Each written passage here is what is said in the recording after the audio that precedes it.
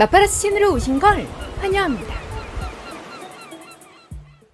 7월 14일 파리 올림픽 성화 봉송에 참여한 방탄소년단 진의 이야기가 계속해서 회자되고 있습니다. 진은 이번 올림픽에 성화 봉송을 하기로 결정된 11,000명의 사람 중 한 명이었지만 그가 파리에서 너무나 강렬한 인상을 남겼기 때문입니다. 프랑스 유명 주간지 파리스 매치는 진은 어떻게 파리의 어린 왕자가 되었나 라는 주제로 진의 성화 봉송에서의 대단했던 인기를 다뤘습니다. 그 내용을 요약하면 며칠 전부터 많은 이들의 입에 오르내리는 이름이 있었다. 그것은 바로 진이었다.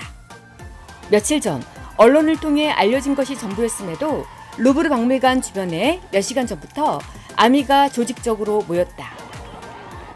1789년 7월 14일이 프랑스 군주제의 종말을 알리는 날이었다면 진은 235년이 지난 오늘날 사실상 왕자로서 환영을 받았다라며 엄청난 팬들을 몰고 다니는 진에 대한 인상을 마치 왕자 같았다라고 표현했습니다.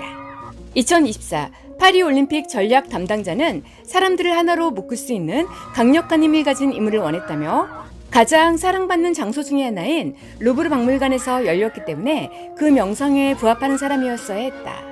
이런 요소들이 더해져 팬들의 열정을 더욱 불러일으킨 것 같다고 전했습니다. 경찰 무리에 둘러싸인 30세의 청년이 관중들의 환호 속에 모습을 드러냈고 올림픽 공식 후원사인 코카콜라가 그의 히트곡 슈퍼 참치를 내보낼 때 이스타에게 다가가는 것은 불가능했다고 전했습니다. 한 관계자는 성화 봉송 주저 주변에 이렇게 많은 경찰관과 보안 요원이 대동된 것을 본 적이 없다. 그들을 보고 있자니 저희는 절대 다가가려고 해선 안 된다는 걸 알 수 있었죠. 라며 엄청난 경호를 받았던 진 풍경을 말했습니다. 온화한 미소를 짓는 아티스트는 자신에게 쏟아지는 관심이 부끄러운 듯 수줍어하는 모습과 그를 둘러싼 거구의 보안 요원들의 모습은 극명한 대조를 이룬다. 방탄소년단을 잘 몰랐던 파리 올림픽 감독이자 진행자인 코시는 인터뷰에서 성화 봉송이 있기 전날까지만 해도 그가 누군지 몰랐어요. 물론 브리핑은 받았지만 이렇게 강렬할 줄은 몰랐죠. 지난 4월 그리스에서 성화 여정이 시작된 후 오직 한 사람을 보기 위해 이토록 많은 사람이 모인 것을 본 건 처음이었다고 전했습니다.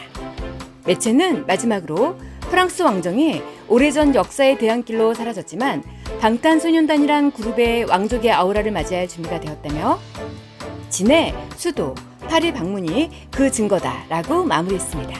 한편 미국 AP통신은 가장 많은 주목을 받은 성화 봉송 주자 가운데 한 명은 K-팝 아이콘이자 방탄소년단 멤버 진이라고 소개하기도 했습니다.